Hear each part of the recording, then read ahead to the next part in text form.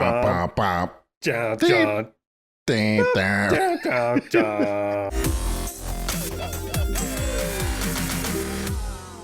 Welcome to the DL Gaming Podcast.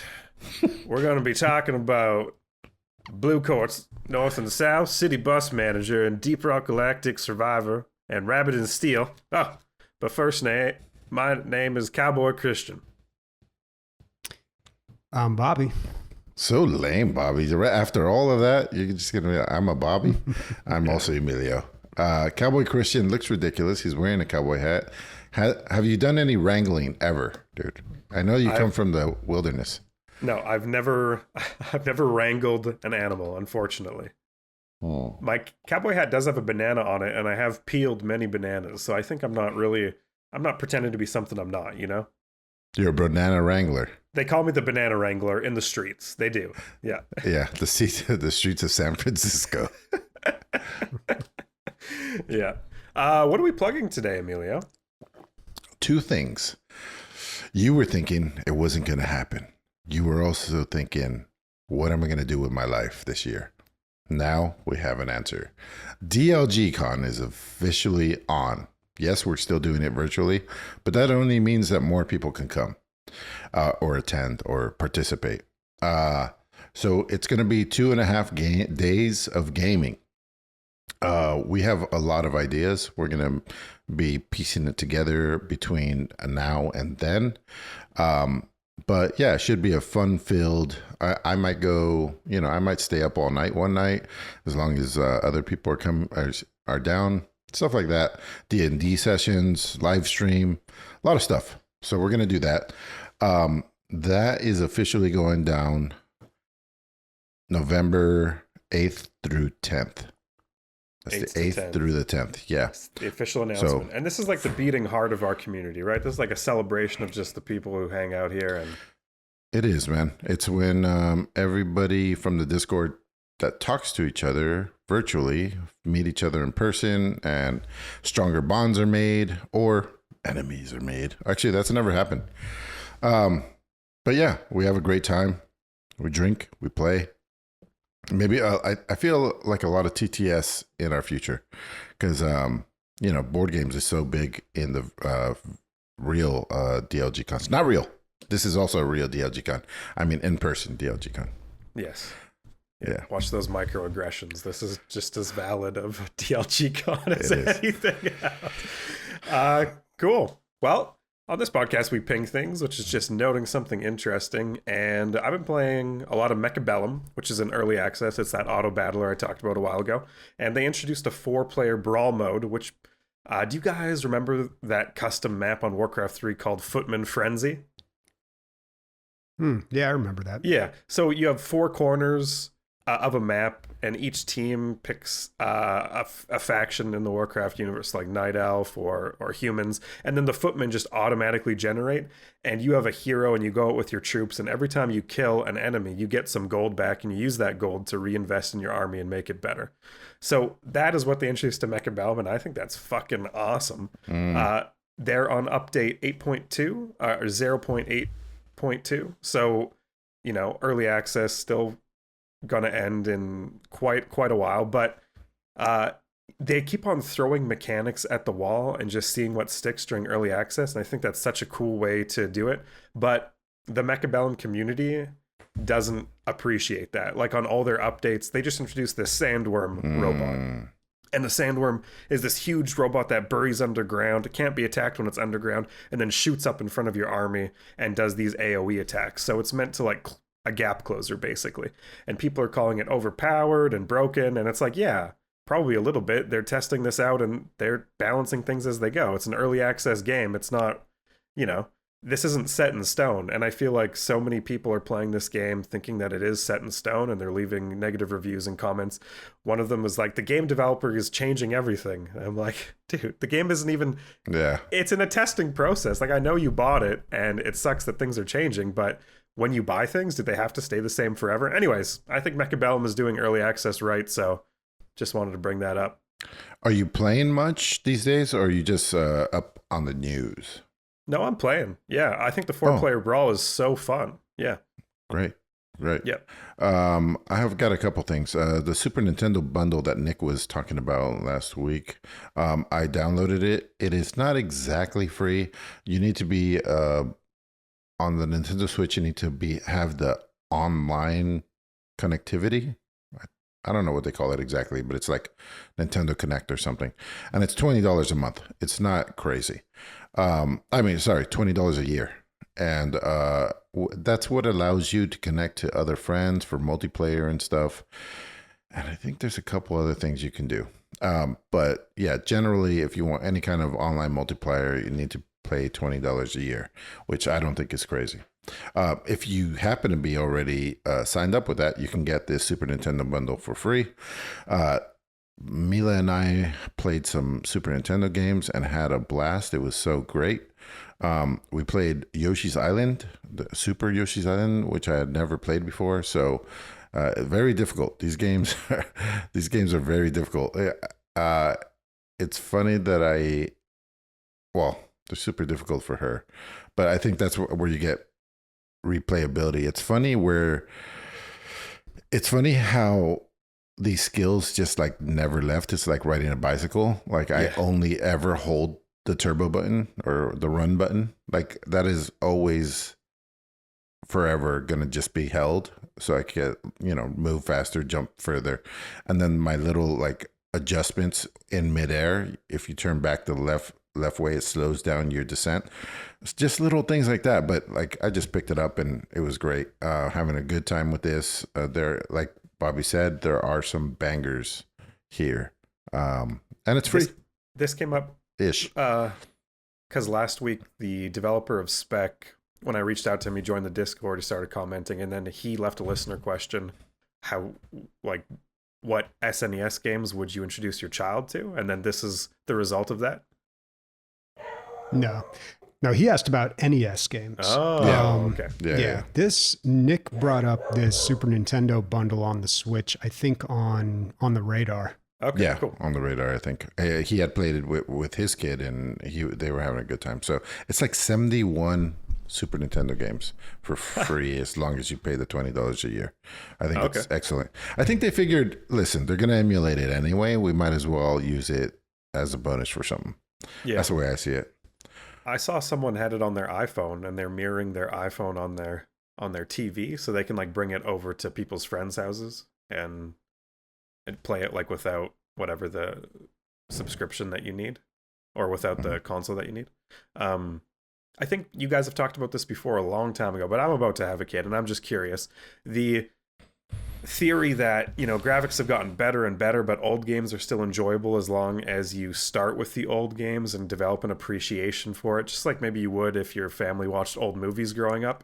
Is that something you tried to do, Emilio? Like, first we're going to play Pong because, your brain cells can only handle this, and then we're going to move on to, something a little bit more complicated.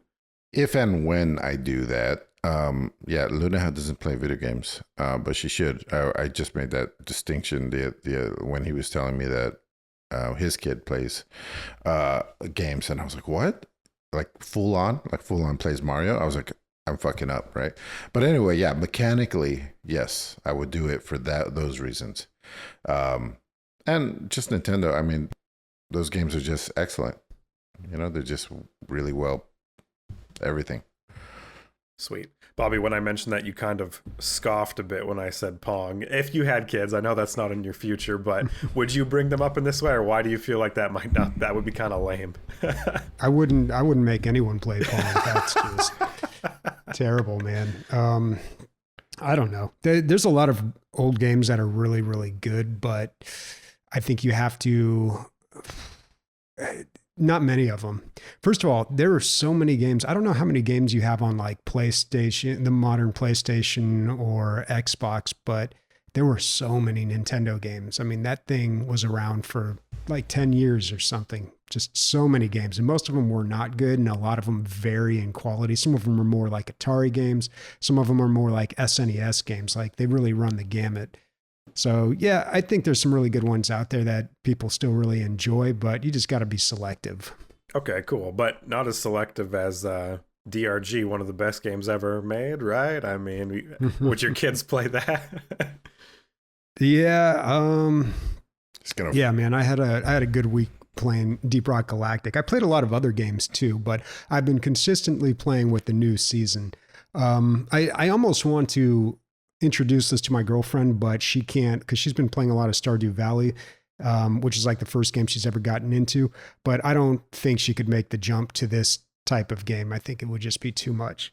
But I had a great week playing it. I got an achievement in this game, which is noteworthy because I almost have 900 hours in this game. And I have like almost like all but 5 of the achievements. And I got one just a few days ago. And it was kind of incredible because this particular achievement is called the carpool achievement.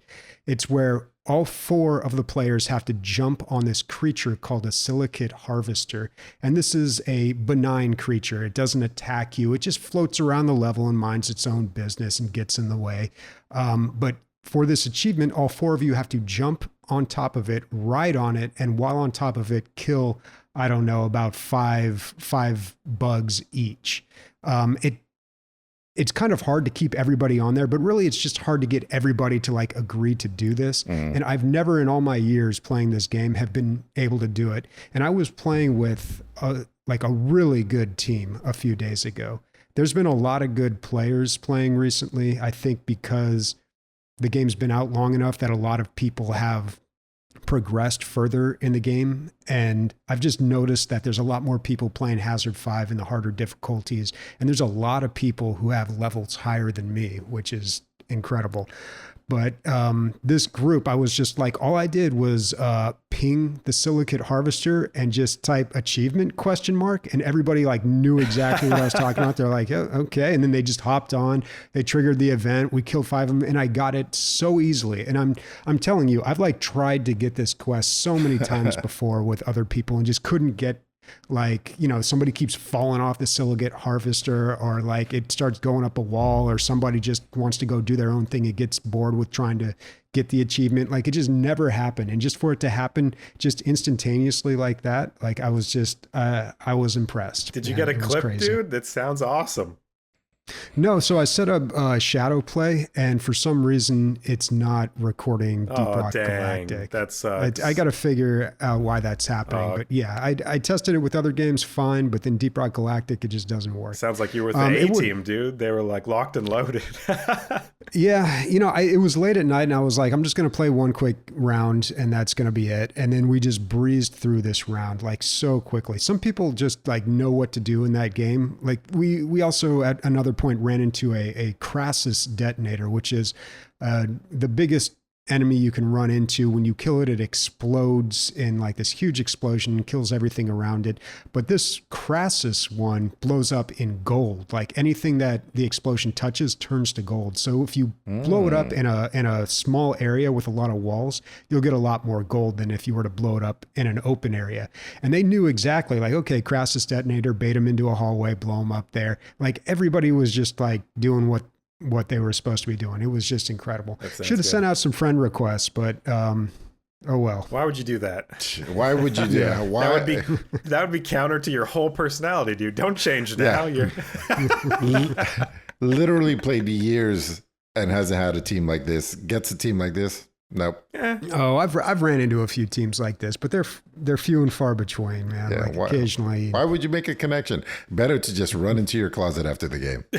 Well, I think because I've ran into players like this before. I've friended them in Deep Rock Galactic, and then I've never played with them again. Oh yeah. So yeah, passing ships in the sea. There's a achievement on Insurgency Sandstorm where you have to knife someone from behind enemy lines to get the achievement. And I've been trying to get it forever and ever and ever, and people just turn around and kill me. But there's proximity chat in that game, and I was behind this sniper, and I said, "Hey man, I'm from the other team, just so you know, I'm just trying to get an achievement. Do you mind if I knife you?" And he's like, "Yeah, sure, dude. I actually need that achievement too. Do you mind if you go in that tower after you die, and then I'll go to you, and we can both trade?" And that was just a very wholesome Insurgency Sandstorm interaction in like a sea of basically like racist assholes who start just shouting the N-word constantly while they play that game. And henceforth, that agreement, it's called the Canadian Cut. because The both parties. Canadian yeah, both parties agreed to be stabbed. Cool. Okay, so sorry, had Emilio.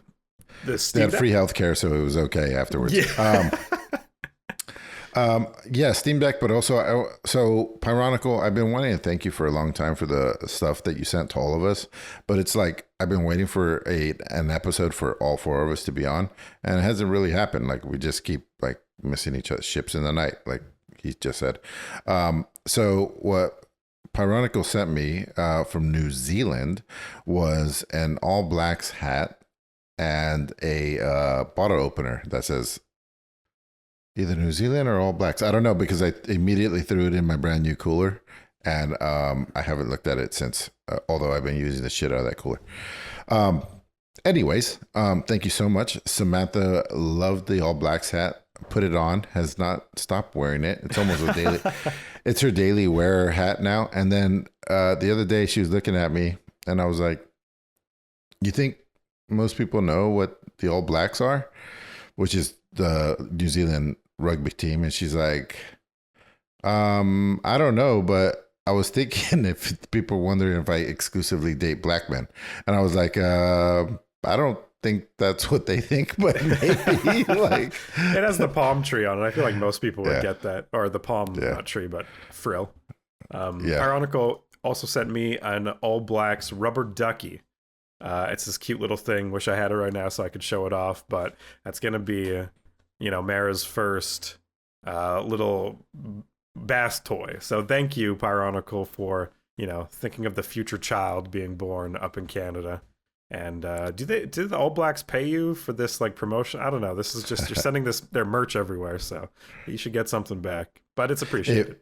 If you're listening to this and you're like, what are the All Blacks? I said it's a rugby team, but they are an intimidating group of individuals. They are, a lot of them are Maori, and they are famous for making the haka dance world famous. I saw, if you put in All Blacks haka, HAKA, it'll be like best haka ever. And so it's just like this war dance that they do against the enemy team or towards the enemy team to intimidate them into losing. It used to be done in war in New Zealand to avoid war. So if you intimidate them enough, then hopefully they just back down.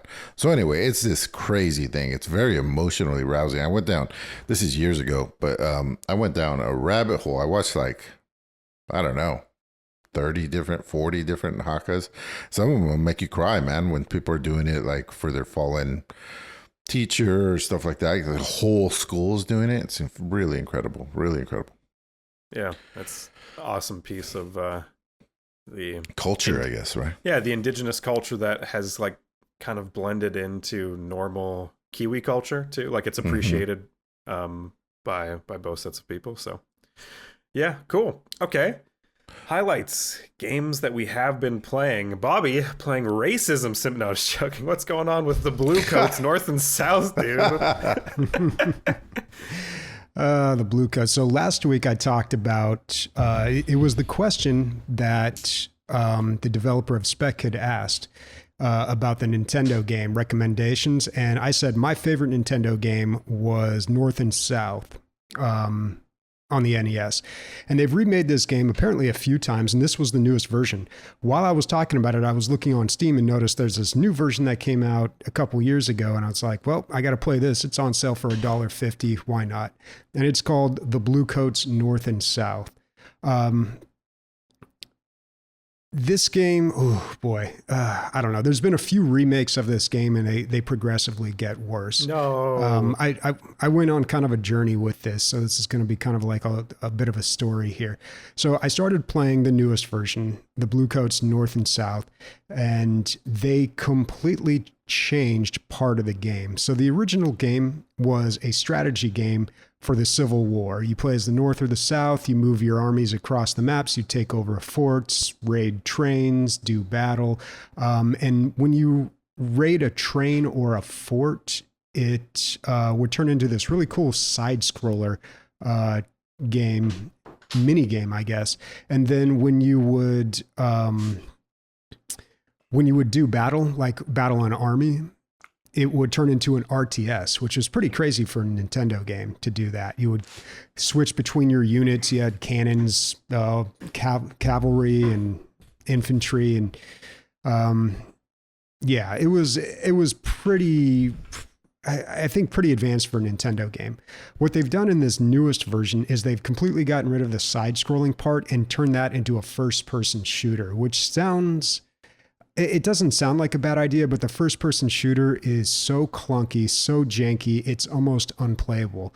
It's like, it's not an online game, but there's somehow lag in it. There's rubber banding. When you move the mouse around, it kind of snaps to position. Sometimes it's really strange how poorly made it is. So that was unfortunate. Kind of ruined that, and it made the game just kind of hard to play. It also felt like the game just was over very quickly. Like whoever won the first battle got the momentum and won the game after that. I remember the Nintendo game being a little more, having a little more length to it, like playing out a little bit longer, but who knows, like that could have not been the case. So what I noticed is I could have swore I bought this game 10 years ago. And sure enough, I did. There was a remake on mobile only, but then they released it on Steam and they have removed it from the Steam store. Can't find it now, but it's still in my library. So I played it. And that one sticks a lot closer. It's a lot more faithful of a remake to the NES game. Faithful in the gameplay, the graphics, the animations. Like it basically takes the Nintendo version and just gives it a bit of a facelift. And I ended up playing that, I think, a little bit more than the brand new one. And then after all that, I was like, you know what? Let's go right back to the beginning of it. Let's play the original NES game where it all started. Nice. And let's see, because, you think about this stuff and you're like, oh, it's such a good game, but that was like 30 years ago, like does it really hold up now? And you played it, not only was it that long ago, but you played it when you were such a small child that like anything seemed amazing back then. Would I let my baby play this? Is the real question. Yeah. And yeah, so I played the original, and the original is still pretty good, but it does, I did notice more of like whoever wins the first battle, they kind of get the momentum and win the game. I don't know. It plays with a lot of interesting ideas. What's funny is when I talked about this last week, I noticed one of our listeners picked it up because, when you look on Steam at a game, it tells you like who owns it, who has it on their wish list. Yeah. So I sold one copy of this game. I don't know if I should have. This new version is not a good game, unfortunately. I wish they would just remake this game, but do it right. I don't think enough people care about it. This was by a French developer. I think the original game was too. And maybe they still have the rights because it keeps being remade by French developers, which is kind of interesting. It's like when they're making a game about the Civil War, but I don't know if any of that really translates, like that outer perspective of it. But I wish they would just, this has such cool ideas, and I can't think of another game that quite did the same thing. Yeah, hits the same I wish notes. Yeah. I'm looking right now, like games like this, and nothing is really, I don't see anything immediately come up. The only thing that made me, that it reminded me of something that I really loved which was ActRaiser. It was a Super Nintendo game where half of it is like a 4X game, kind of like very, very low key 4X game. And the other half is a 2D side scroller action game. And so like you would build your city, but then when the rot or whatever the bad thing would come, all the people would pray to the statue in the middle of the city, which was you, the ActRaiser or whatever, and you would come to life and defend the city from the rot, and then so you could continue to grow. I beat that game in one night, dude. I didn't sleep a wink, and because we had rented it, and I was like, I'm gonna beat this thing, and yeah, I've never forgotten about it. I said it was my favorite game for a super long time. Yeah, and I think that game was the inspiration of an Ace Team game called Soul Seraph, and Wow. that they were really trying to recreate it. But long ago, when we were interviewing developers, I talked to one of the developers about that game, and that one wasn't as well received as some of their other games, and I think I remember him saying that he really felt like he just didn't accomplish what he wanted to with that game. But yeah, that ActRaiser, that's a good game to if you're going to copy a game or remake a game, that'd be a good one too. Well, I feel like financially it's not the right move to make because generally people are going to buy games in the genres that they like, you know? So I play fighting games and first person shooters, and I stay away from city builders. And then if like a fighting game city builder came out, it wouldn't be enough for me to be like, I also want to manage properties. Yeah. And uppercut, you know? Yeah. Soul what, Bobby? I'm gonna look it up. Soul Seraph, SOLSERAPH. Bobby, you mentioned that you saw one of our listeners pick up this game, and I think I noticed that too on Steam. Like, I'm sure we all notice it, and I think it's so cool. And I don't know if I'm opening the floodgates here, but if you go to dlgaming.net and you scroll down, we have our Steams just like publicly available. You can click on them. I don't mind when people who listen to the show send me friend requests, because I do like to see, you know, who wishlists or picks up a game after we've talked about it. So if you're comfortable with us seeing you on Steam, at least me, you know, send me a friend request. I'm sure, I don't know, Bobby, Emilio, do you hate when people add you on Steam? No, I usually look to see if somebody is a member of the DL Gaming Steam group. If they are, then yeah, I'll automatically accept that for sure. But if you have like a really weird profile with like stale memes and a bunch of, I don't know. Sometimes I go through my friends list and I clean it, and there's one person on there and I'm like, where did I friend this guy? Was it through like Deep Rock Galactic? Probably not. Was it a listener of the show? But he's got like a Jeffrey Epstein behind bars profile picture, and its name's like Island Boy, you know, like you remember that meme or something. And then like all the comments on his Steam page are all like ASCII art dicks, and I'm just like, this guy could probably go, but like if he's a listener, you're staying on the friends list. But yeah, that's my alternate account, dude. That's my alternate account. What are you doing, dude? God, you've doxed them. That's where all the porn slime games are. Yeah. This Soul Seraph got hit pretty hard, dude. 52%. But it's $3, and it's like, I can see it. It's an updated ActRaiser. I'm kind of feeling it, dude. I think for $4, I'm going to take the plunge, dude. Nice. Yeah, you could try it. Yeah. Cool. A game I played last week or during the weeks that wasn't $4, I think it was around $39, was City Bus Manager. I just want to ask you guys, have you ever wanted to, in the city that you live, plan the bus routes better? Like, are you ever frustrated? Like, why does this bus come once every hour? Like, there's so many people waiting. Like, surely I could consider doing a better job. Has this ever happened? No. Well, I got caught in a tropical storm in Florida, and I was torn between waiting for the bus and just walking. And every time I'd wait about 45 minutes, I'd be like, there's no buses. And I'd start walking to the next bus stop. The bus would pass me. And it happened like 3 times. So anybody could do something better than that, dude. Right. Tropical storm. Grains of sand. I wasn't on the beach. Were hitting my glasses and making noise. It was like a white noise. Like, that's how much. It was crazy, dude. Broken windows. God damn that, dude. This guy's just trying to catch the fucking bus, and they're just driving by him. That's funny. You got dark over there. Oh, now you're back. By the way, city bus maps are not to scale. I was like, our hotel's right there. We could just walk. Yeah, it was like 9 miles, dude. It was 9 miles. Yeah, it's a long walk. But that's what this game is. So it's an in-depth kind of bus transit company simulator. So you start and you are planning like your bus depot, and you're hiring staff to work there, people to sell the tickets, people to repair the buses.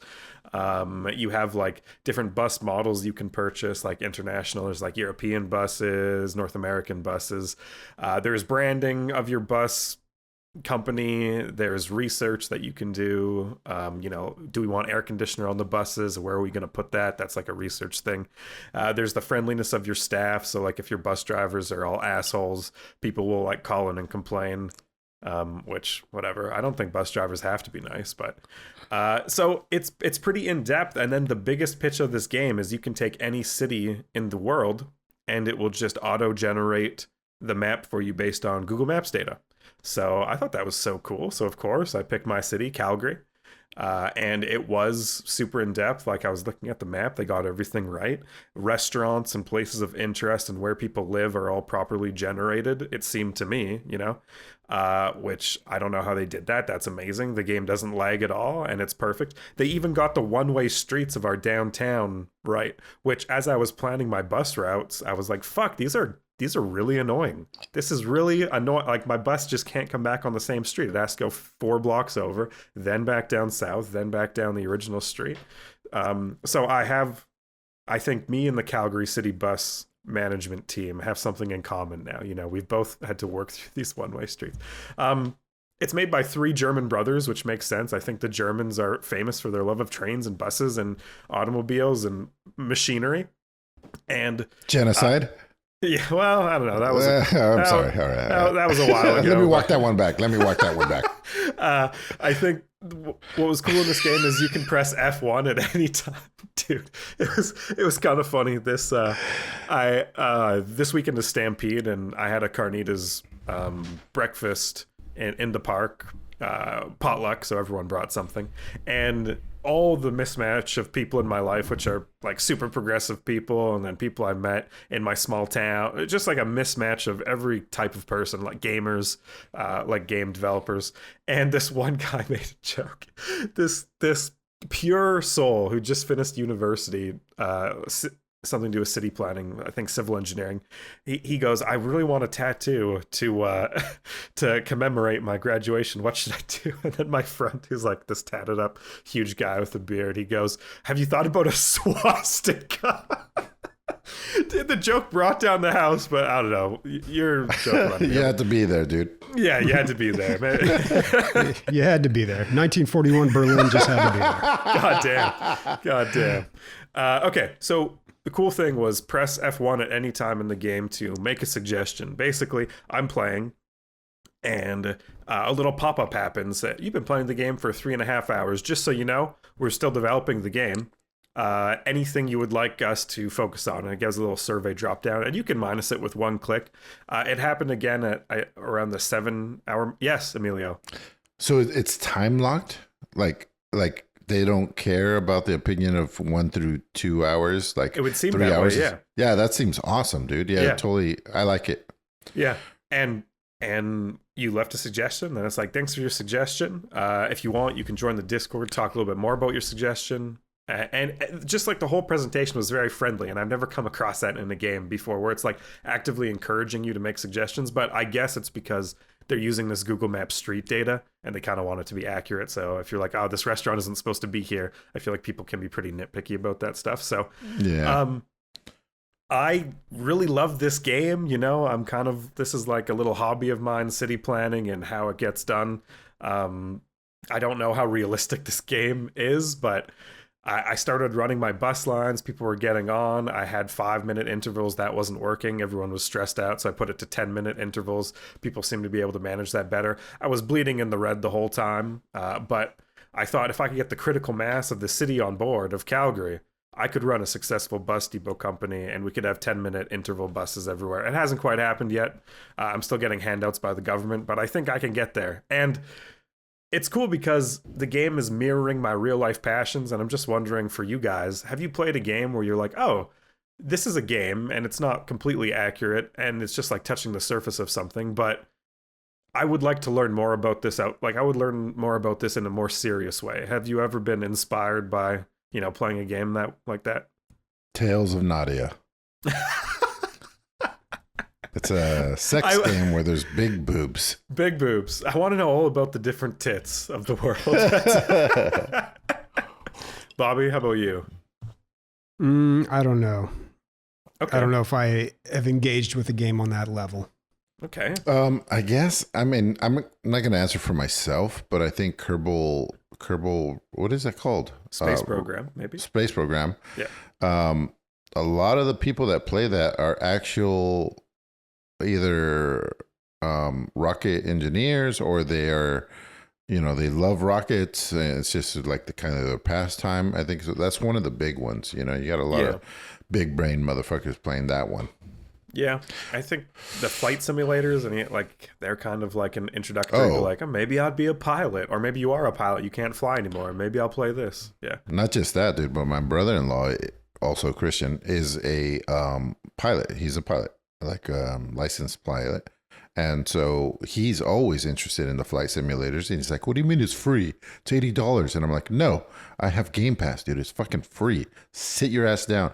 And then he'll be like, every single thing in this plane is accurate. Every single thing, every dial, and he'll try different planes and he'll be like, I've done so many hours in this plane. I know exactly. And yeah, it's incredible. But the problem that he has is I don't have a flight stick. So,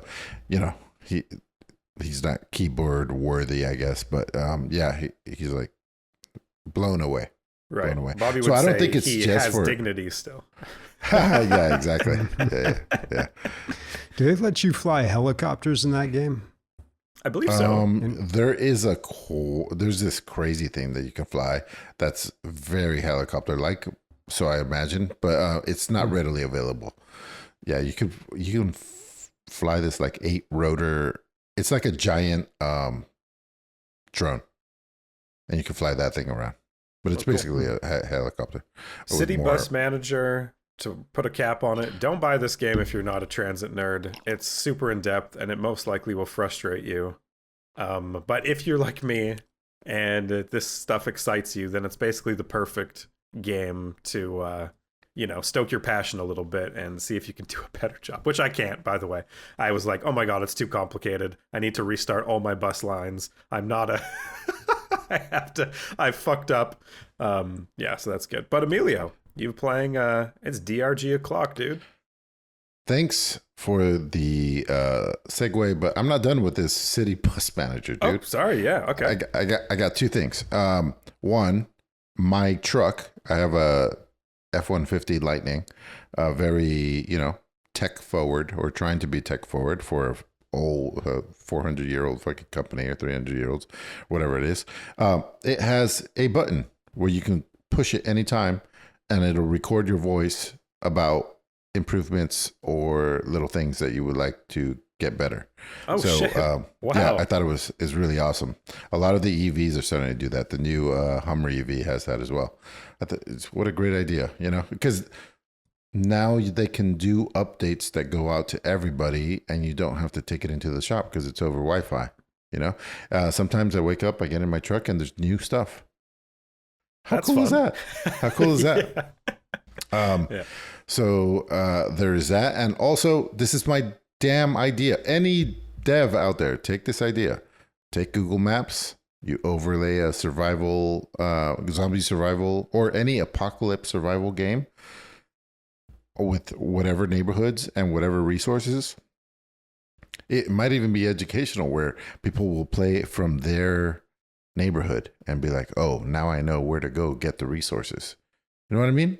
Like the Costco's here, whatever. I think it's not just for buses anymore, is what I'm saying.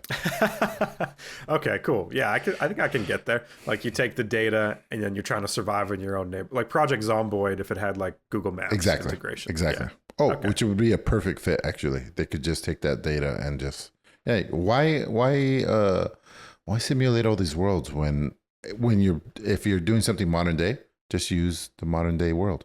It's all there already. It's right here, guys. Come on, look outside.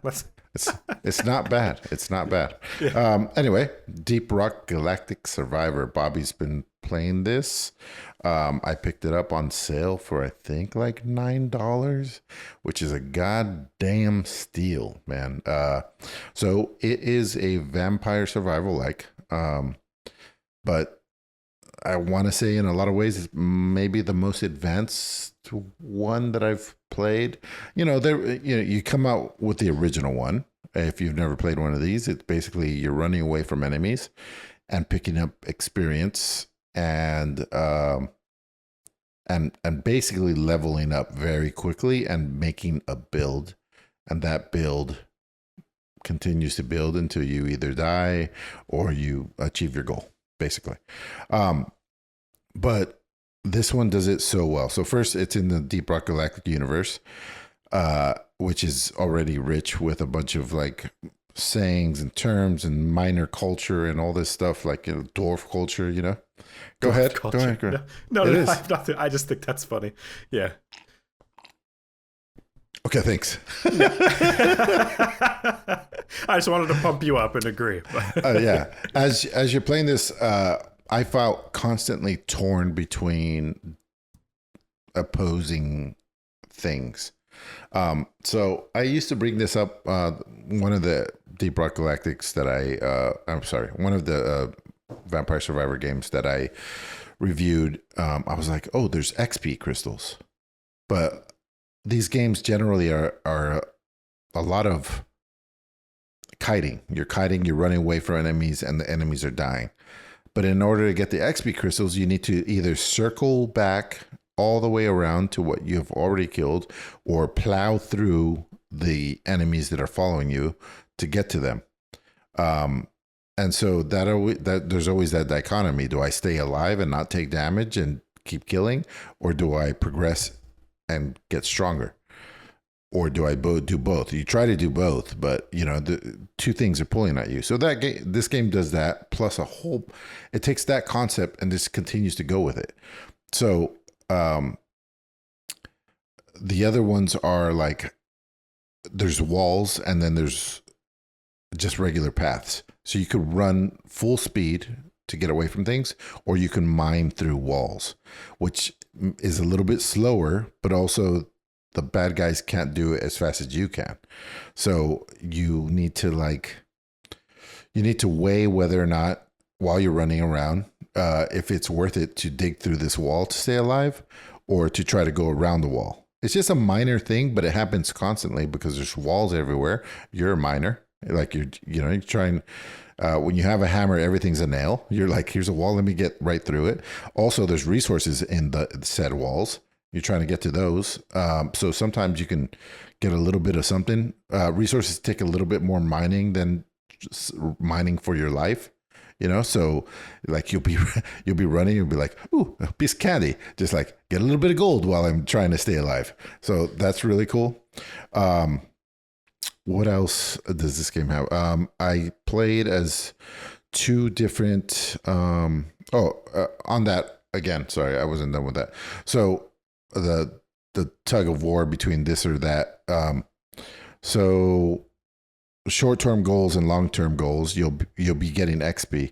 You can, and not just XP, but you'll be getting resources like gold. You can spend gold on that run to make that run better, or you can wait until after the level and spend that gold on upgrades in between levels, or you can wait until you die and spend that gold on permanent upgrades. So it's like, how do you want me to spend? Like, it's completely up to you. Whatever you think is going to get you further down the line, or whichever one is most fun to you. I think the pacing is very good as well. I think being tugged in several different ways while trying not to die by a horde of aliens is an incredible way to play a game. I'm having so much fun with this. You start with the scout, then you unlock the gunner. I was really hoping, because I know there's only going to be 4 classes, because there's only 4 classes in Deep Rock Galactic. I was really hoping that they were going to be different, and they are. The scout is the quickest, and he has stunning effects, and he has a gun that shoots in any direction. It doesn't matter. You just keep doing what you're doing, and hopefully you're killing other things as you're doing it. The gunner, which has probably, I'm guessing because I only have 2, the craziest gun, which is a Gatling gun. But you have to be facing You got to face the darkness. You got to turn around and look at the crazy horde of enemies that are coming towards you, and you do massive damage. But of course, you're not running away as you're shooting. So you have to get enough distance, turn around, and do massive damage. And this led to a completely different gameplay loop, which I thought was fantastic. There's also side quests, exactly like Deep Rock Galactic, where you're picking up these other things. You get that done. That's great. There's also hidden stuff where every once in a while you get a massive upgrade. There's also supply drops that come in from the sky and kill anything they land on, including you. But if you time it right, I killed a boss. With my supply crate. Oh, like Helldivers style. Yeah, exactly. I thought that was credible. You could also, there's certain enemies that dig through the walls better than you can. And if you do it right, you can make them crawl through resources and dig out the resources for you. You don't get them right away, but you can circle back and pick them up later. So there's a lot of like little tech stuff like that. And, you know, you're leveling up constantly, trying to get a little bit better. Great game. Fantastic game. You can tell it's in early access, but not because of bugs, just because the menus and stuff are a little, you know, they're not top notch, but who cares, dude? I got it for $8. This is going to be an excellent game. It's already worth the money. I don't care if I get wiped at this point. Yeah, I don't know what else to say. It's great. You've played a lot of these. Is this, and you said this is the most complicated one. Does that mean, is it complicated in the best way? Like this is what they should emulate going forward, or? Yeah, because you're starting with something so basic. Run, level up, get better at running, and kill the whole time, right? So you can add a lot of stuff to that. That's what a vampire survival is. Yeah, I think this might be my favorite one. Yeah. Bobby, you're probably the same. Yeah, definitely. I mean, this one, I think what I noticed about this game from the very beginning was it gives you something more to do than just kill enemies, which most Vampire Survivor games, that's all they do is just become the most effective killing machine, which is nice and very straightforward. But this one, you've got to go out, collect minerals, and then collect resources. And then there's also different objectives you need to complete. There's boss fights in it. So yeah, there's a lot to do to this one. And there's so many different builds. There's 4 different classes. All of them have different types of weapons. You can upgrade them in different ways to do different things. They have, what do they call it? Like environmental abilities or something, like acid, fire, freezing, stuff like that all interact in different ways. And this is my favorite one, hands down. And it's not just because it's DRG. I mean, it is nice that it's in that universe, but I think this is just from a technical, mechanical standpoint, it's also the best version. Every boss fight I've ever had in a vampire survival game has been, it's a bigger version of everything else that I've been fighting, which is just, whatever. Dodge, keep running, and you do damage as you're running. But this one is like, the very first elite you fight is something that flies, so it doesn't care about the walls, which, you're kiting, you're going through walls to try to create choke points, and then all of a sudden there's this thing that doesn't care about anything that you're doing. So that's interesting. And then the first real boss that I fought, he leaps at you, which doesn't sound like, it's something that every game has ever done. But under these circumstances, it's completely different because you need to make a hard left or hard right when he jumps. But if you're making these caverns, or if you're making the hot gates, if you're making this like canyon, which is great for killing everything else, you can't turn left or right.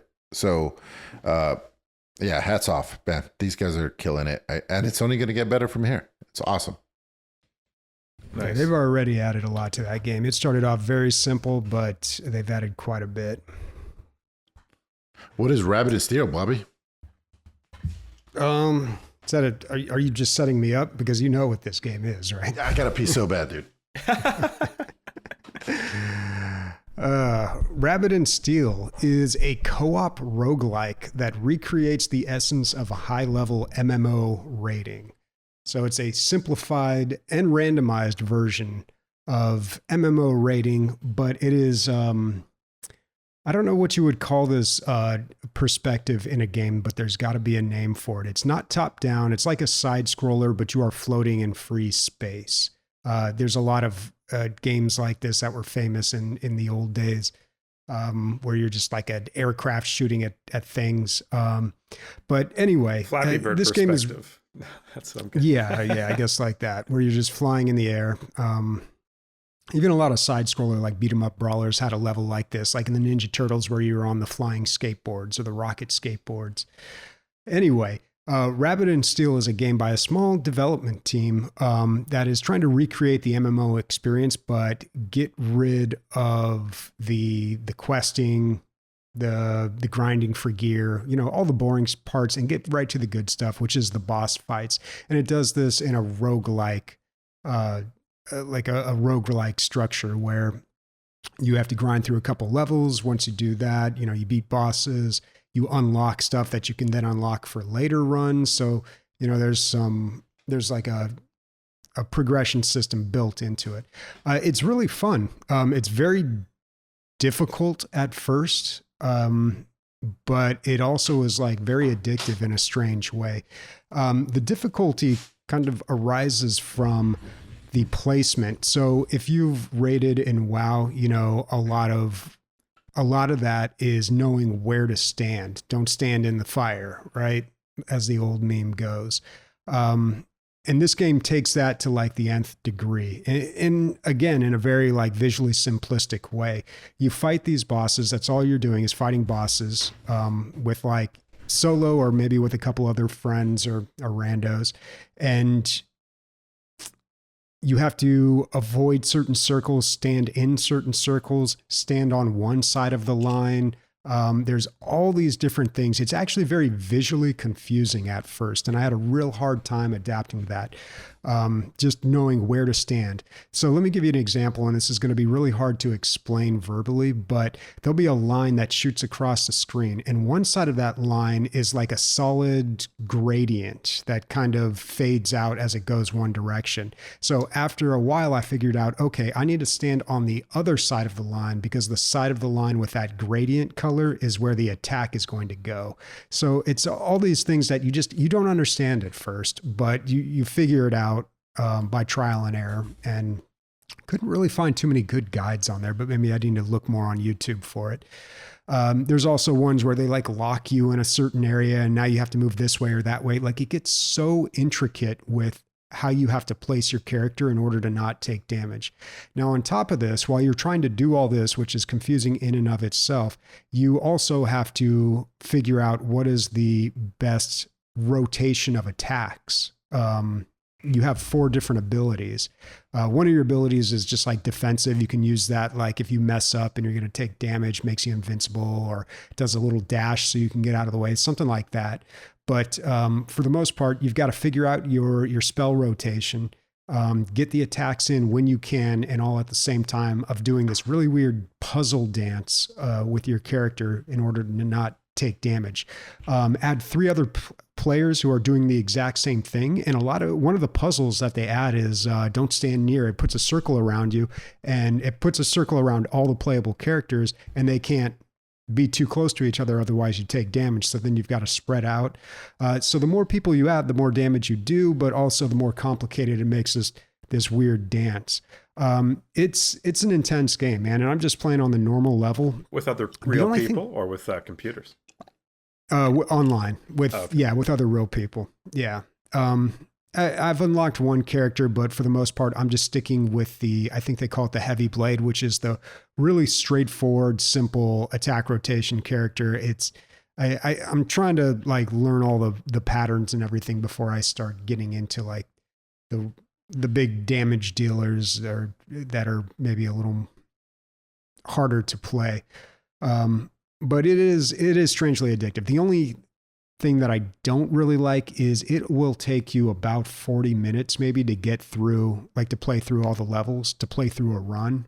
like a proper run of this game is about 40 minutes. I wish that was a little bit shorter. Just so you could kind of like, play around, do something else, play around when you have the time. You're saying it's like 40 minutes of constant attention. Yeah. Grueling, and all your teammates are waiting on you. Grueling. Yeah. Like you can't. Yeah, I don't know, but I mean, what it means, I think, is like it's battle. Well, yeah. I mean, you go to a shopkeep, you do this or that, but all your teammates are waiting on you too. Right. So like if I get up and go to the bathroom, like everybody's going to be like, what's this guy doing? Let's go. Like in a real raid, I imagine. Now, you guys are the raiders, as far as I know. I'm just a simple tailor in the online universes that I've been in. Yeah, but even in WoW, like that's always like understandable because everybody knows that everyone who plays WoW is like on there for hours and hours, and you got to go to the bathroom sometimes. So it's not uncommon to say like, hey, I need a bio break or something. But in this game, I think it's much more expected that you're going to be attentive the entire duration of the run, which again is only, 40 minutes isn't a long time, but still it's just like, it's a little too long to like squeeze in. That could be like a League of Legends game. So this game was actually gifted to me and I did the same thing that Emilio did. I saw the name and I was like, oh, that's awesome. And then I clicked accept and it was like, okay, who was that again? Who gave me that game? And yeah, it turns out after a little bit of Googling and searching around, there's absolutely no way you can tell, except you get an email from Steam when someone gives you a game and it'll tell you the name in that email. So I just had to dig that out of my email and was able to find it. So thank you very much, Darth Raider, for giving me this game. This is awesome. This is definitely something I'm going to continue to play. Hopefully more people pick this up. It'd be nice to play with friends, although it's not hard getting into a game with strangers. Like every time I queued up, just immediate party just filled right up. Bobby's So preferred way to play multiplayer game. Well, here's the thing, because if I play with my friends, then you guys are going to be even newer than me. And I still need to be carried a little bit here. Got it. One of the last games I played, I was like third in damage out of 4. And I was like, that's a win right there. Like I'm not the dead weight. Nice. All right. And I'm playing like a more tanky, like less damage character. So I don't expect to be doing it. I'm just trying to stay alive. Bobby, is everybody playing is everybody a healer, DPS and tank? You just happen to be tankier than the rest? Yeah, and it's not really like a tank. I'm not like taking the damage. Although I do have an ability that if people stand in my circle, they don't take damage, and I can also block some projectiles with it. So I guess you could kind of do that. But for the most part, it's just all about dealing damage. I believe there's one character that buffs the other players a lot. Maybe doesn't do as much damage, but they provide boons that will increase other people's damage. But I don't think there's any healer class. That is one thing that would be nice, but I'm not going to hold it against the game at all. Like it's very well designed, but it doesn't have the roles quite like proper rating does, like WoW, where you have a healer, 3 DPS, and a tank, and everybody has a specific job to do. And if they don't do it, then the whole thing falls apart. It's not like that. It's mostly just everybody deal a bunch of damage. Okay. Well, maybe as you level up and you start to unlock more things, you need to be compartmentalized like that a little bit more, but who knows? The Darth Raider was also who sent me the Lego game. He messaged me. Thank you so much, dude. But I will send you guys a screenshot. Everybody says the email has it, but for some reason the email does not have it for me. Well, send us the screenshot. We'll see. We'll be the judge of that. We'll see. The Darth Raider, dude, more like the Darth Santa. This guy's dropping games. So I guess you kind of answered this question by saying the roles weren't like in an MMO, but I thought, are they recreating like famous boss raids? Again, you guys are the raiders, but is there any like, this is the EverQuest big lava dude raid, and I recognize where I have to stand? No? These bosses that you fight in this game, the complexity of the raid fights are so much, they're so higher than like a normal raid. Like in WoW, you've got some bosses that are just tank and spank, like just everybody dump damage, the tank holds the aggro, and that's it. And then you have them like slowly become more and more complex. I couldn't think of like any raid in WoW that I thought was like, I don't know. It's kind of a different environment too. Like the game perspective changes it as well. But these ones are just like way more the positioning is just like on another level. Like it'll just do all these different things and do things at the same time. Like it'll shoot like all these lines and you have to stand in between them. Then it'll shoot bullets from the left and then bullets from the top. And then you have to like find out where they're going to crisscross and stand in between those ones. And then you get locked in a square. So you can only move in this little area. And then there's another lock where you can only move left and right to dodge things. It's just like all these different things happen. I think what you were talking about earlier, it's a shmup, guys. That's a shin 'em Yeah, up. that's Shmup. You need That to play would be this like game. R-type. Go ahead. Sorry, you need to play this game with a drunk Emilio and a high sniper. I feel like that would No, This Drunk game Emilio, too hard to Too play. hard for John. drunk, dude. Way too hard. I'm digging Hard it though. sober. Ever since I put it on the radar, like, yeah, I'm digging this Sweet. for sure. Yeah. Yeah, it's on sale for like I think $13 right now Yep. too. Like it's still at that price. Oh, God damn I would like it. to pick All it right, up. I'm buying it. Okay, if you're buying it, I'll buy it too. Think we can buy. Oh, Nick explicitly said he wouldn't get this game. I'm remembering now. He said, "I have no." Fuck Nick. Cool. This highlights section was brought to you by Emilio's birthday. Emilio, happy birthday, dude. I hope you spent Thanks, the day doing something fucking awesome. Yeah, Let's acknowledge it, you know? thanks, man. Cool. 46, dude. I'm old as shit. You're also in the every time you descend into Palpatine's dungeon over there. I'm a bit... Yeah, what's going on with your lights? I turned them off. Okay, yeah. Fucking emo kid over here. Okay, on the radar. So these are games that have caught our attention. Guys, something crazy has happened. So this game, Stars Reach, is Raph Koster's newly announced MMO. If you don't know who Raph Koster is, he's the person who was the lead designer for Star Wars Galaxies and Ultima Online, kind of known for a sandbox approach to MMOs. So rejection of theme parks and sharding and developer introduced content and more on player driven systems, player driven economy, and just letting players kind of exist in an online world and they kind of make the story. And that is what this newly announced game sounds like, Stars Reach.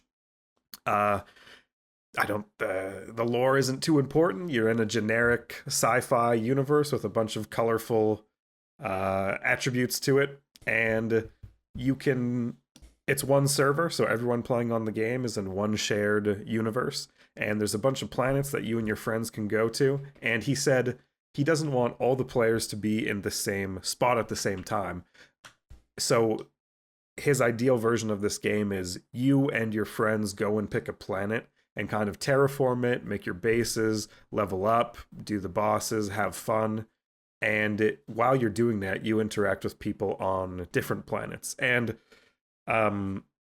he kind of mentioned this other thing where they have sections of a planet that you can settle on because the rest of it has been overtaken by jungle and is inhospitable. And I thought that was really cool because we just came from Starfield, who promised all these awesome, this huge open sandbox universe where you can do anything. And then when people get that universe, they realize, damn, most of the places are boring as shit. I don't want to walk across the moon. There's nothing going on most of the moon. I want to go to the lunar base, and that's pretty much it. So there's all these planets, but he's limiting the play area on each planet. So it's big, but it's not as big as it would be. And the idea with that is you run into people and you form relationships with them. So yeah, there's not too much about the game. It's newly announced. I think he's been working on it for a really long time. The graphics, big kind of miss for me personally. They look a bit janky, but you know, they did mention in their dev diary that they are announcing this early. The art style isn't set, but they want to start interacting with the community. And Raph Koster has a lot of people who follow his work because they are attracted to like a sandbox MMO. So he wants to loop those people in and kind of get their feedback. So can't judge him too much with the announcement asset. I mean, watch it for yourself and you'll know immediately what I'm talking about. But They're not that bad, dude. It's pretty, I don't know. I didn't like it. But if a sandbox world tickles your fancy, if you are like me, and your ideal MMO is like you are just like a blacksmith and players come into your shop and buy the stuff they need to adventure, then this is the type of game for you. So yeah, gonna keep my eyes on Stars Reach as it enters development. Signed up for the beta playtest, so hopefully I get contacted. I would love to test it out. And yeah. Christian, you've said this a lot of times where you'd like to be the tailor or the whatever, the enchanter, whatever. You like to provide a service for other players so they can go. Have you played the games that NPCs are the other players, like a potion shop manager? Oh, dude, yeah, I love those games. Oh, okay. Yeah, cool. Yeah, Potion Tycoon, and there's another one I can't remember now. But yeah, I love those games. Like the warrior comes into the shop and he's like, I need a strength potion because I'm going for the boss, but the boss also does this frost damage. Do you have anything for me? And I'm behind the counter. I'm like, I'll mix you up just what you need. That's awesome, man. That's perfect. Yeah. So graphics wise, I think we're right there. Chained Together is a little bit, one step above, I guess. Not much. It's not made for graphics. It is a over the shoulder third person co-op game. I don't believe you can play this by yourself, but I might be wrong. Maybe with an AI partner. So the idea is you're literally chained together with other players. If you're just two players, there's one chain, or it's a linking chain if you have up to 4 players. The video that I watched had 3 players, and it was very funny. I was laughing out loud at some of the hilarity that happened. So if one of the 3 people fall, the other 2 have enough weight to pull that person back on. If they have enough, you don't do it with your hands. You're just doing it with your presence. So if you pull back with your legs, then hopefully you pull this person back onto the platform that they fell off of, and you just continue this the whole way down. There's puzzles. This game is a very gimmicky game, but man, it's one of those things. You buy it for $4, and even if you only play it once, it's worth it because you're probably buying it because you're going to play it with 2 or 3 of your friends. I can't wait to play it. This looks like a DLG con game for sure at some point. Yeah, we'll have several. Also, it feels a little bit like Deadly Tower of Monsters, where if you get knocked off, you fall to a previous platform, and if you're very unlucky, you'll go all the way to the bottom, or you'll get lucky and maybe you just fall a few feet because something stops you. So that could be very aggravating, but it could also be very, I don't know. It feels good when you catch a ledge somewhere or other. Yeah, that's pretty much it. It's one of those gimmicky games that's very popular right now, but I'm in. Bobby? Yeah, let's do it. Okay, we have to rope Nick in too. We'll have to buy Nick the game maybe, but hopefully we can. No, I think he would like to play $5. Yeah. Cool. Chained Together. You know what I hate? Well, no, that's a bird walk. We'll not do that. Thank you for the on the radar. And now we're gonna be playing the game where you make money guessing a video game sound. That's what I'm calling this segment now because I don't know. Guess that game I think was a little confusing. So you're gonna guess the sound. Every time you get the guess wrong, we are going to put $5 into the pot. Every time you guess it wrong, Nick, Emilio, Bobby will get a chance to help you. But I've been tired of these guesses being guessed so easily. I want to get the jackpot. I want to be here 3 years from now. The jackpot is, $52 million. And the person guessing it, it's an amount of money that's like really cool for them to have, but we just put $5 in every week. It's not really a huge amount for us necessarily. So that is the dream. So this sound, I hope, is fucking hard. So if you're out there and you know it, it will make me sad. I really hope you don't get it. And this is the sound you're guessing.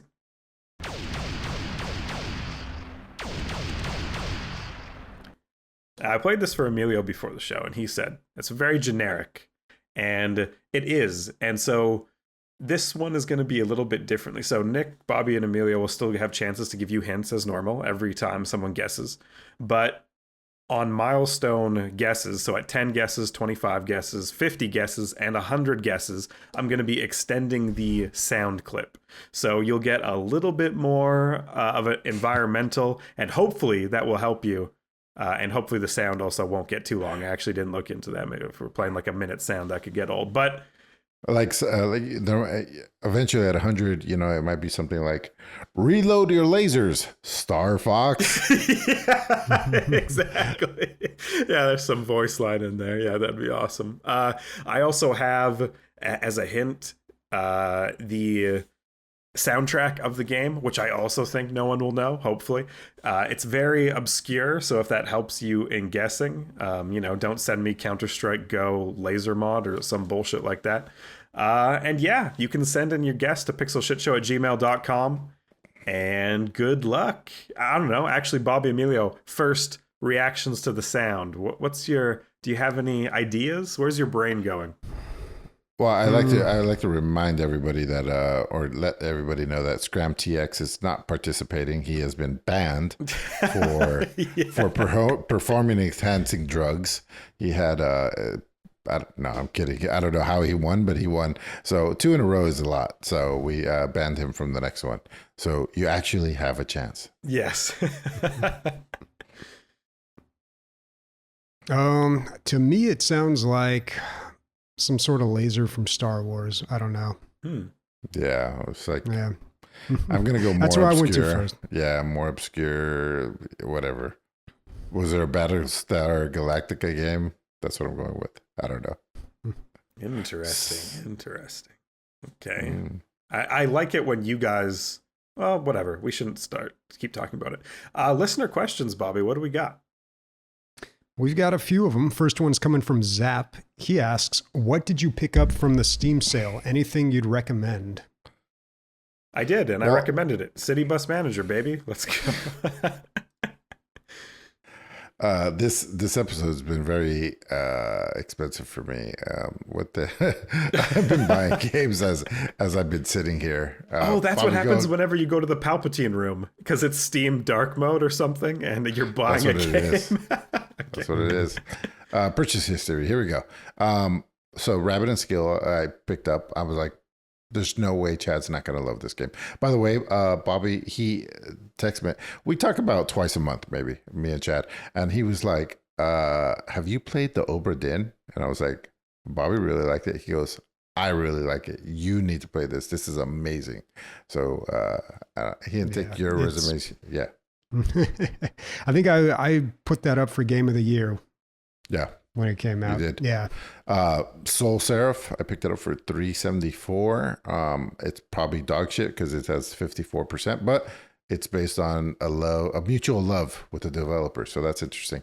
I picked up a Dead Island for $30, $50 off.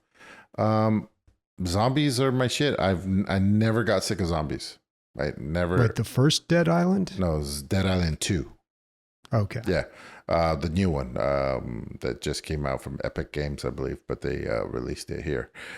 So you do have to sign in. I heard you have to run it and then sign into Epic Games, and then you can play Dead Island 2. But they're 50% off. It's like 70% review scores. But this is my jam, so I don't give a shit. And it's multiplayer, Bobby. Multiplayer. Yeah, I love the first one. And what were the other games? Dead Island. Not the Dead Island ones, but they had like the same parkour, jumping around, killing a bunch of stuff, leveling up your gear, open world. Published by Deep Silver too. It's based in LA this time, not on a tropical island. So the top comment was, "Is LA an island?"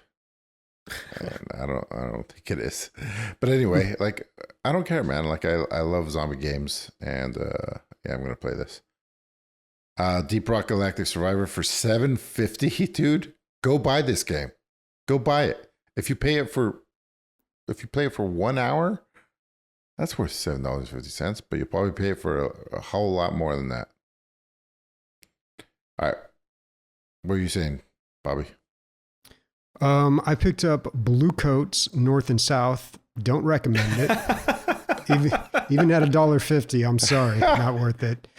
And I grabbed some DLC for Deep Rock Galactic. That game's probably on sale for like less than $10. So if for some reason you don't have that game, and I know some of you don't, because I see on my Steam page some people with it on their friends or on their wish list, and I'm like, how have you not bought this game and it's still on your wish list for less than $10? I mean, that's just, you can't go wrong.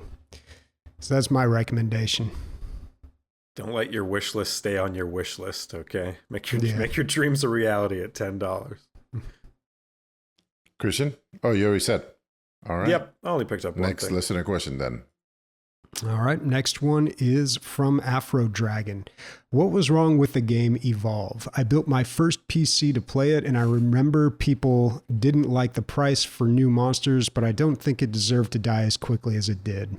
I have always agreed with you, dude. I think people it was just one of those things where the internet decided to hate it like Nickelback or something. Like it was the the pincushion for everybody.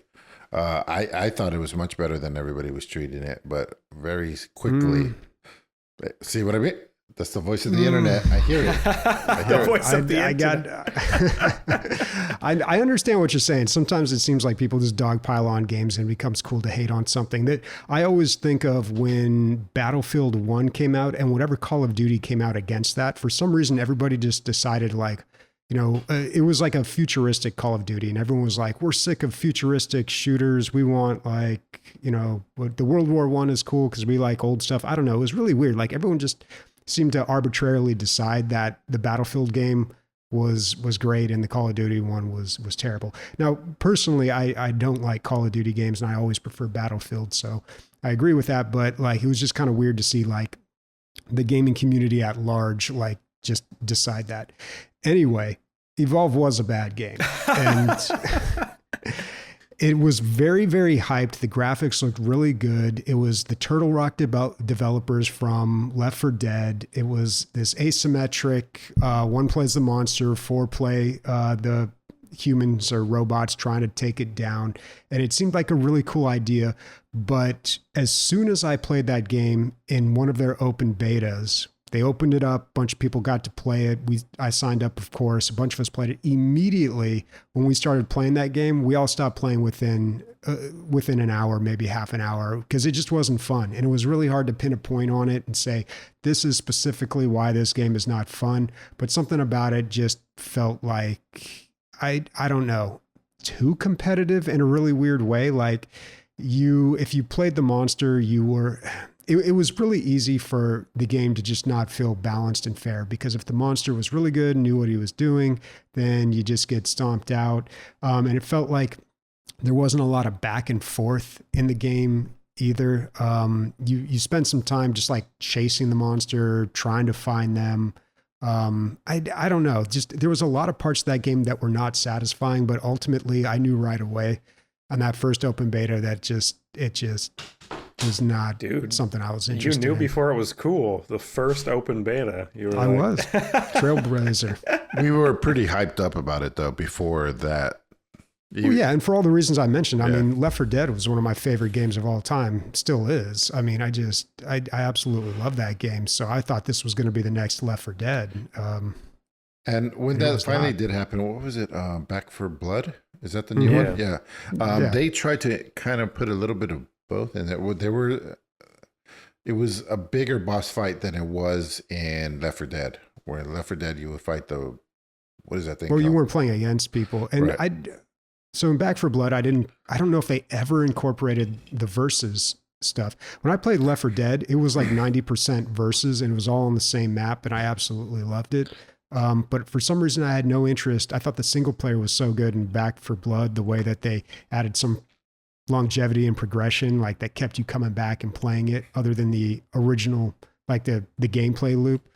I don't know, man. It's a lot of people didn't like that game. A lot of people really didn't like Back 4 Blood. And I just kind of felt like people were just, why doesn't this make me feel like I felt back in 2009 when Left 4 Dead 2 came out? It's like, well, that was like 15 years ago. Yeah, because you were sharing an apartment with your best friends and fucking all kinds of other stuff was awesome. That's what people are really looking for, though, you know? Yeah. That's what nostalgia is based on, which is why I shun it. I shun all You nostalgia. shun dude. all nostalgia.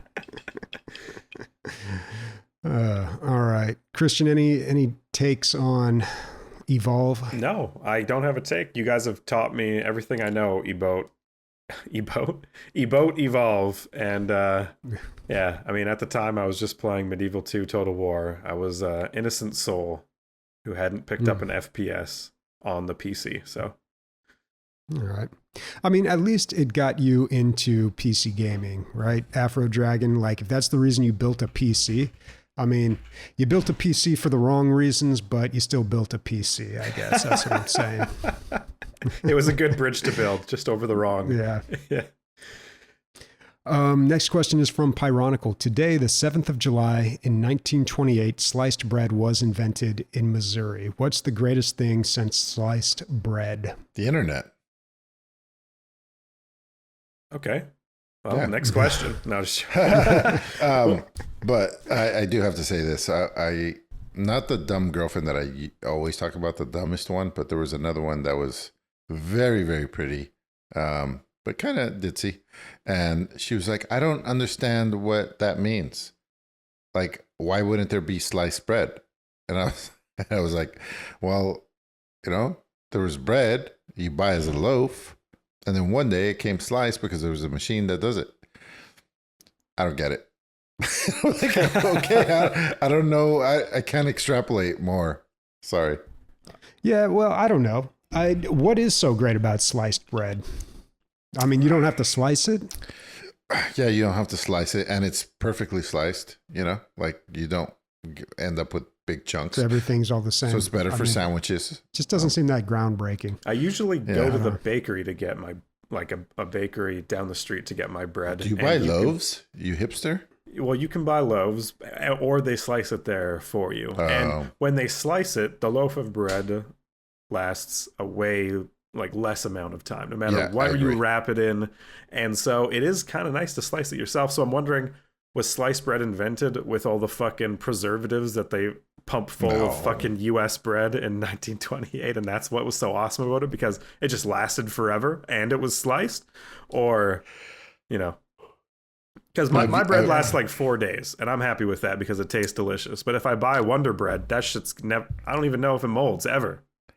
I think your timelines are wildly off, dude. I think what they're talking about is like people that eat a loaf of bread daily because there's nothing else, dude. That's it.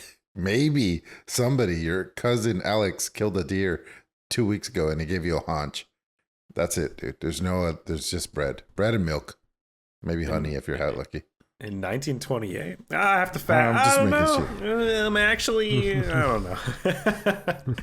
Well, actually. All right. So I guess a lot of things are better than sliced bread. Dude, I just listened to a podcast with Sean Carroll, and he's like the quintessential nerd voice, between him and John Carmack. They're it's just like, it seems like they're making a joke. They're like a caricature. Professor Frank from The Simpsons. They're a caricature of themselves, dude. It's crazy. Nice. Sour Skittles, there's- by the way, Pyronical. Better than sliced bread. Sour Skittles. That's what I would live on if I had to choose. Mm-hmm. All right, last question from Time Killer B. What is your favorite and least favorite gaming console? Ooh.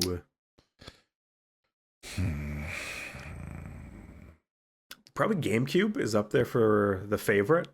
That was Wow. That was going to be least for me. Really? Fuck. Well, Yeah. I loved, I never played like Nintendo games. Like I never grew up knowing what this side of the gaming, like I had an Xbox, before that, PlayStation. My dad had a PlayStation 2 or 1. My friends had that. So when we got the GameCube for our household, I was like, oh, cool. There's all these like different types of games that I love playing through Sonic. I loved, Super Smash Bros. That was the first time I played like a fighting game, was on the GameCube. So yeah, GameCube. I don't know about the worst one. I don't know if I had the Wii, but I still had fun on the Wii. I don't know. Yeah, Wii was fun. I don't know. It's hard to say a worst one because you got to like judge a console by the games it has. Like I want to say the original NES, even though that's crazy. That's ludicrous, right? Like that's a monumental console. But the original NES, for anybody that had one, you remember how difficult it was to get games to work on that sometimes, blowing in cartridges, using like some little weird alcohol cleaning strip or something, trying to like jam it in just the right way so it would read it. Like that console just had so many technical issues. Yeah, you would move it, shift and hit reset and try to slide it so the connections would hit better. All kinds of stuff, man. I would take like a casing from the cartridge, and I would jam it in to the top above where the cartridge was put in. So it would like press it down. And for some reason that seemed to like really work all the time. I know what you're saying. All these little tricks to Yeah. get that stupid thing to work. Absolutely. And it was like, I don't ever remember having issues like that with any other console. Yeah, it's a nostalgia thing, man. We were all kids, and Christmas morning, you got a new Nintendo, and then it was once you got it to work, it's the greatest thing since playing outside, dude.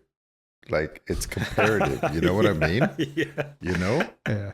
There were a lot of good games for the NES. I mean, it was a great system, but yeah, it had some issues. Best console, I don't know. For me, like I always remember Sega Saturn. That was a big one for me.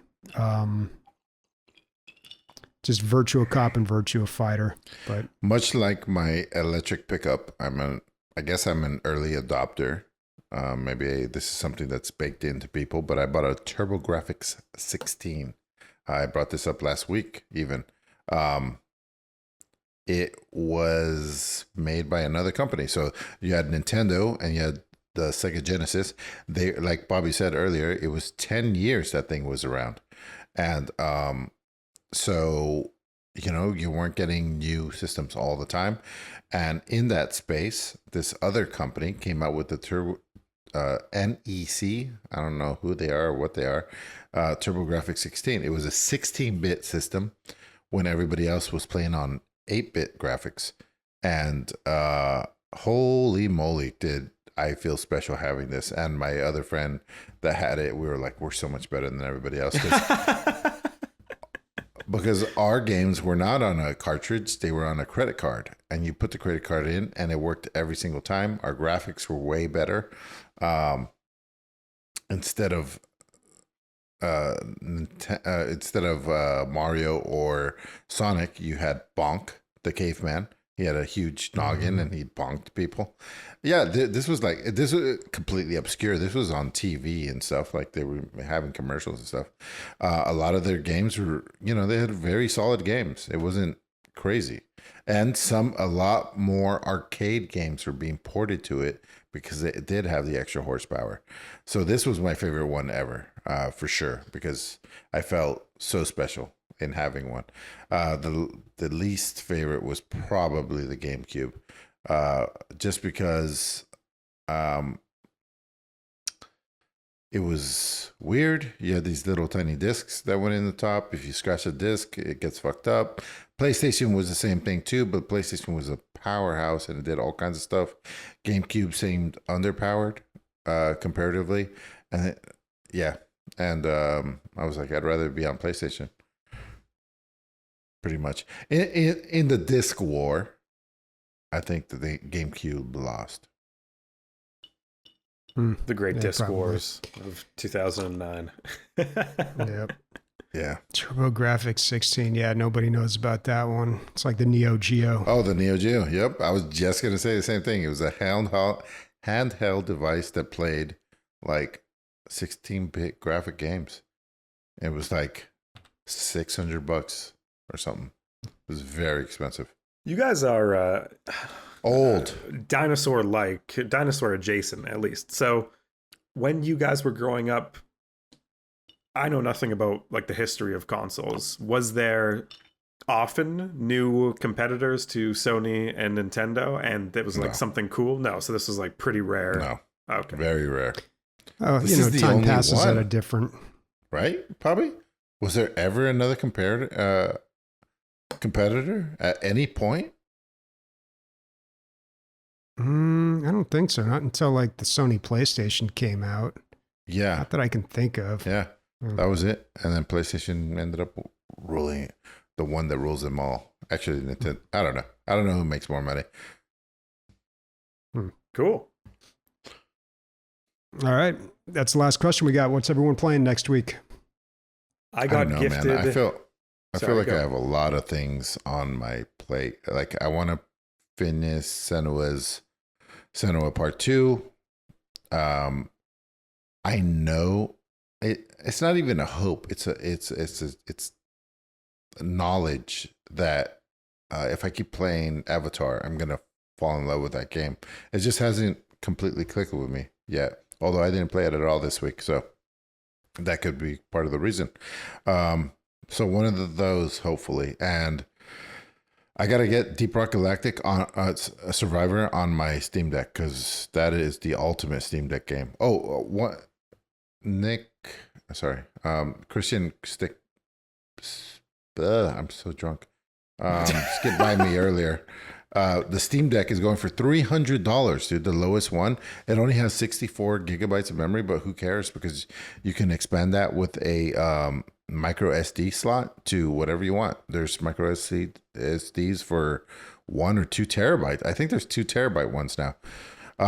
You just stick that in there, and then who cares? It's all the same. So you buy this for $300. You buy a 1 terabyte for like $50 to $70.